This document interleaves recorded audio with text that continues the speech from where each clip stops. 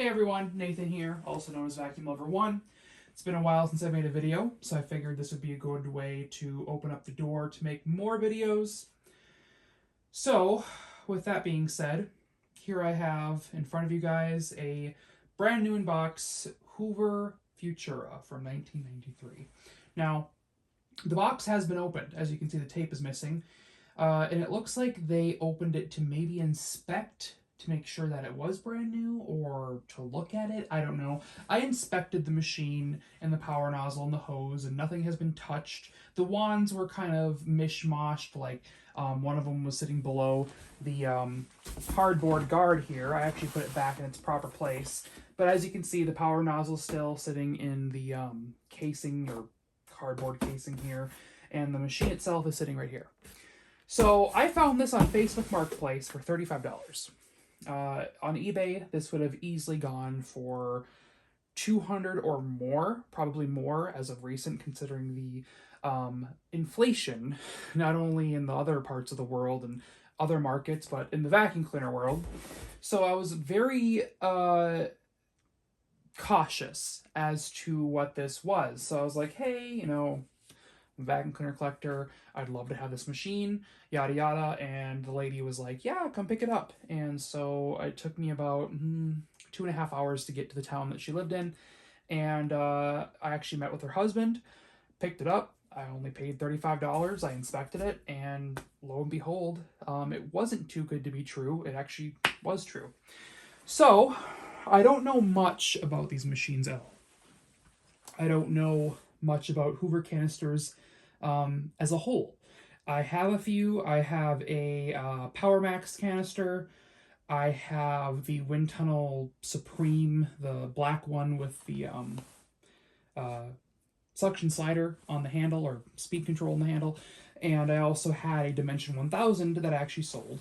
So this one is the first, obviously, brand new in box one that I've gotten, and probably the only one I'm going to keep. I'm actually planning on selling the other two. I'm not a huge fan of Hoover canisters, but I mean, who could get rid of something brand new in box? I mean, especially if you're a vacuum cleaner collector and you're not really into selling. So anywho, so let's go ahead and open this machine up. I'm not going to do any cuts this video. I'm just going to go ahead and do it in one shoot, just to get it all out of the way. This really isn't that special of a machine. I mean, it wasn't like my Classic 3, which is sitting there underneath a sheet, or anything like that. This is just a, plastic Hoover Futura, which, once again, I'm not really totally fond of Hoover canisters. But anyway, so let's go ahead and start with the power nozzle. So here we have the Powermatic. So it's not even a Quadriflex agitator. It just looks like a Hoover Elite dual brush. And ooh, that really does spin kind of hard. We'll see if that actually turns on. Ooh. So it looks like the seal that holds the air in has liquefied. So this seal actually seals off the bottom so that there's no suction loss. But as you can see, this has completely liquefied. It's all oily and all over my hands, which is lovely. So we have the power nozzle. We have the two wands. We'll go ahead and just pop those together. And this actually goes like that. And we'll just pop that on. Very small nozzle, actually. Look at that. You know, usually these nozzles are pretty big and bulky and heavy, but this one's actually rather small. I don't know if you guys can see that. Rather small. And then we have the cord, the power cord that goes up to the hose handle, which has been mangled and wrapped. I don't know if this is factory or not. But once again, they could have taken it out just to inspect it, but obviously everything's brand new. There's not a speck of dust anywhere on this nozzle, but who knows? They could have taken it out and played with it a little bit. That's good. It still reaches the top. Let me just check my camera real quick here. Okay. Low battery. Just want to make sure it's still filming. So we have the hose, which has no cracks or bumps, no dirt in the hose. Suction relief valve. And then the main machine, which probably has a really old and decrepit S-bag that I'm going to replace with an EnviroCare S-Bag, because I don't want to risk it breaking or popping and me sucking up dirt into the motor. And there it is. Here is my brand new box Hoover Futura. I don't know where the manual is. This is not the manual. So once again, maybe these people opened it up and maybe partially taken it out of the box to look at it or whatever. And that is probably why I don't have a manual. Let me see real quick here. There's no dirt in this S-Bag, so they obviously did not turn it on. But like I just said, I don't have a manual, which leads me to suspect that someone has taken it. But everything looks suit to a brand new vacuum cleaner. So we'll go ahead and leave that nasty old S-Bag out just because I don't want this to pop. As you can see, this is like pressed on or glued on, this bottom piece of this paper bag, and I really don't want that to just like blow open when I turn it on. The Hoover Company, 1990, even though this is a 1993 machine. Let's go ahead and pop in one of these.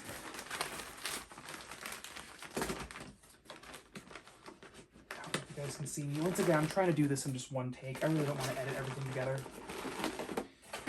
And that's it. It's a pretty big canister body compared to the nozzle. It's very attractive, and it's black. I don't know what the specific color type is. I know that Hoover had a color palette that had different names. I don't know what this would be called. It kind of looks like the Hoover Runabout Black, if I were to compare it to something. Just checking my camera, making sure everything's good. Okay, so this is one of the middle of the line / closer to the bottom of the line canisters that does not have a cord reel.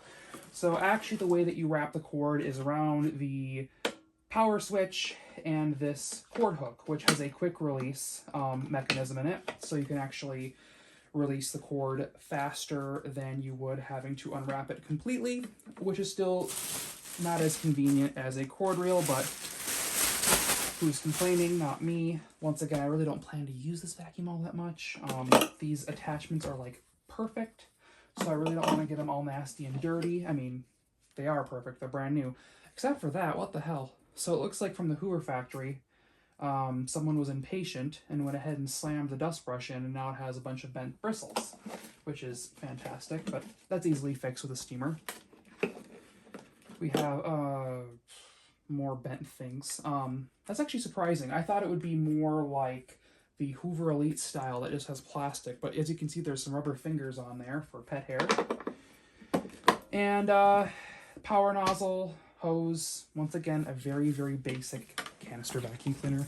I don't know what they retailed for. I know they weren't extremely cheap. I know that Hoover priced the canisters sometimes 4 times more than an upright. So I don't know what this one would rank. I would imagine it'd be a lot more money than a Hoover Elite, even with the side mount tools. Just because they consider it getting 2 vacuums, since you're getting, you know, the suction unit and a brush, motor brush unit, or motor brush power head. What am I saying here? Sorry, once again, doing this on the fly. I'm not doing any cuts. I don't care if I stutter or if I skip over my words. I just want to get this out there and get it on YouTube. Anywho, plugged it in. It didn't turn on, which is fantastic because that would be really annoying. I kind of want to turn it on all at once. We'll see how old and decrepit the belt is in that nozzle and see if it actually does anything when it comes to pickup. Let me just check the bag one more time. Just make sure that we are all good to go and that we're not going to go ahead and blow dust all up in the bag chamber. Okay, so we're good to go there.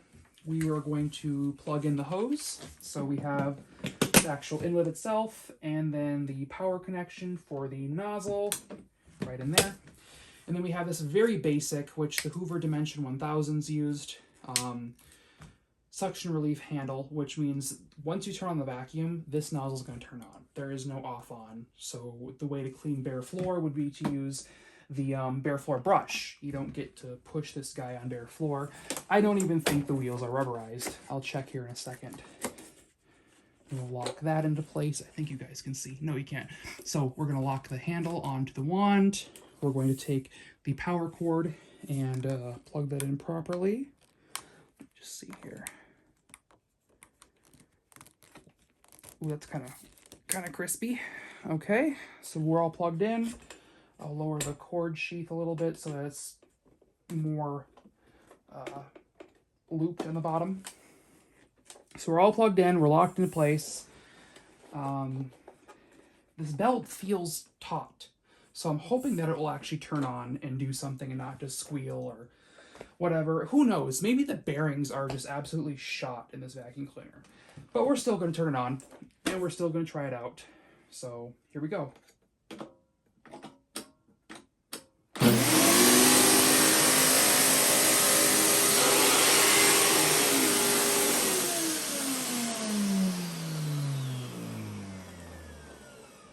Not bad. Not bad at all. That switch was kind of stiff, as you saw. I thought it wasn't going to turn on. I thought something was wrong. Anywho, let's go ahead and push it across the floor. It has automatic height adjustment, so supposedly it's supposed to clean all carpet types. And let's see here. Let's just pull you guys back a little bit. There we go. Okay.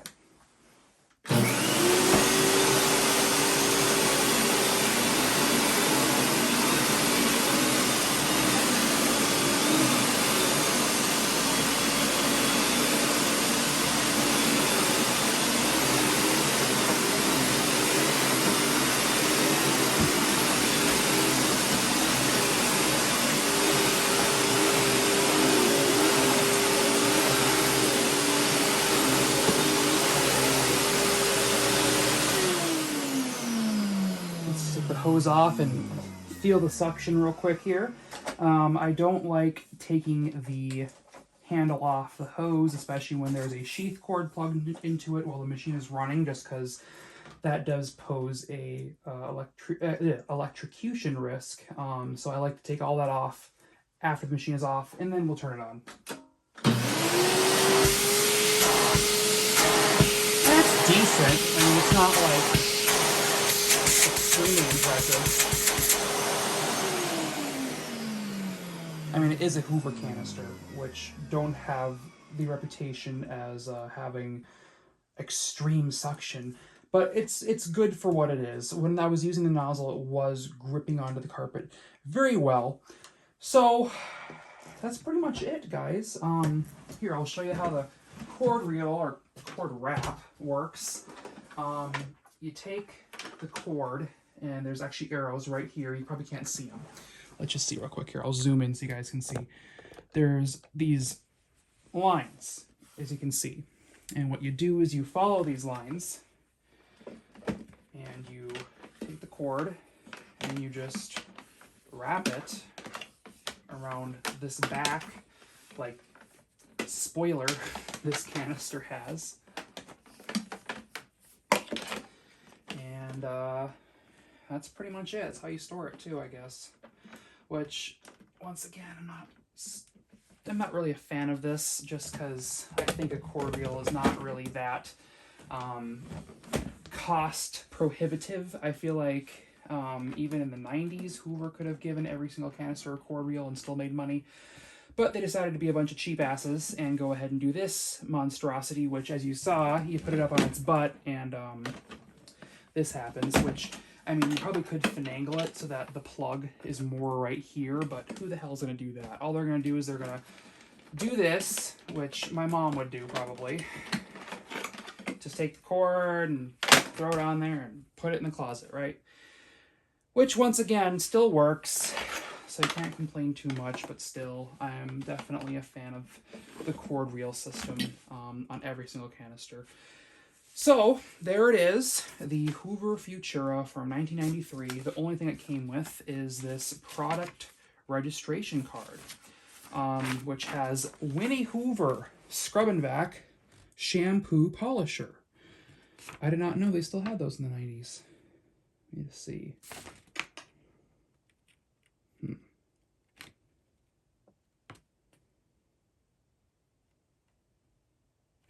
Yep, this sweepstake ends December 31st, 1994. I would have been a month old when this sweepstake ended. So, yeah. They basically send this in.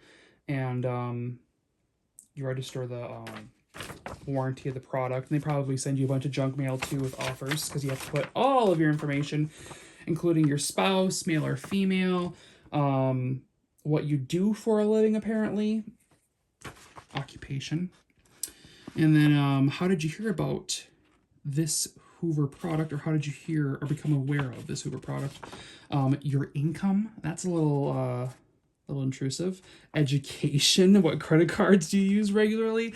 This is a good way back in the 90s to get spam mail from Hoover. So good thing they don't have this anymore. Which, I don't know, they might have it online somewhere, but not this exact registration card. P.O. Box, Denver, Colorado, yada, yada, yada. Consumer Affairs, North Canton, Ohio. 216 telephone number, which obviously doesn't work anymore. So yeah, that's all it came with. The manual is missing. So I'm pretty sure when these people opened it, they went ahead and just got rid of the manual. Oh, I forgot to tell you guys the story. So this guy bought this machine. The husband of the wife I bought it from, the husband bought it from a lady that went into a nursing home. Her daughter had no use for it. It was still brand new in box. He got it to give to his kids when they went to college. Well, apparently they went to college in the mid-2000s, took one look at the box and said, yeah, we don't want that old thing. And it was actually his son that said that. So he ended up keeping it. So I'm guessing he opened it, went ahead and looked at it, and the manual fell out, and now we don't have that anymore. So, unfortunately, all I have is a product registration card, no manual, which is fine. But the machine is obviously brand new. I don't see any signs of tampering. The machine was still sitting in its plastic bag, and the power nozzle was as well. Maybe the wands and the hose were kind of shifted around by hands, but the rest of the machine is absolutely perfect. I am very happy to have it, and keep it in as perfect condition as I can, just like my Classic 3. So anyway, there it is. More videos to come. We have a few Dysons I gotta make videos of, including a clutchless DC-07 Origin, a DC-04 Distill, a Japanese DC-46 Motorhead / Animal Pro, and a few other machines that I've acquired, including a Miele Powerhouse from the 90s and a Pencrest, etc., etc. So yeah, stay tuned for those. Thanks for watching, and have a wonderful day.